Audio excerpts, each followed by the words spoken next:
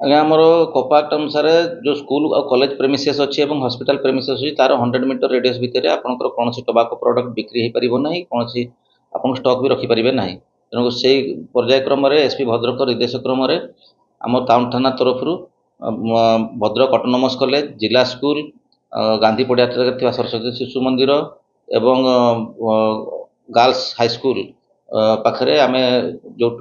Stationery ଦୋକାନ ଏବଂ ପାନ ଗୁଟକା ଦୋକାନ ଥିଲେ ତାଙ୍କ ପାଖରେ ରେଡ୍ କରିଥିଲୁ ଏବଂ ବିପୁଳ ପରିମାଣର ଜବତ କରି ତାକୁ ଆମେ ସର୍ବସମ୍ମୁଖରେ ନଷ୍ଟ କରିଛୁ ଏବଂ ଏ କାର୍ଯ୍ୟକ୍ରମ ଆଗକୁ ମଧ୍ୟ ଜାଗି ରହିବ ଏବଂ 10ଟି ଜାଗାରେ ରେଡ୍ କରିଥିଲୁ ଏବଂ 10ଟି ଲୋକଙ୍କ ନାଁରେ କେସ୍ ରେଜିଷ୍ଟ୍ରେସନ ହେବ ଆଉ ତାଙ୍କ ଏଗେନଷ୍ଟରେ ବିଧିବଦ୍ଧ ପଦକ୍ଷେପ ଗ୍ରହଣ କରାଯିବ। ଆଗକୁ ଯେମିତି କଲେଜ,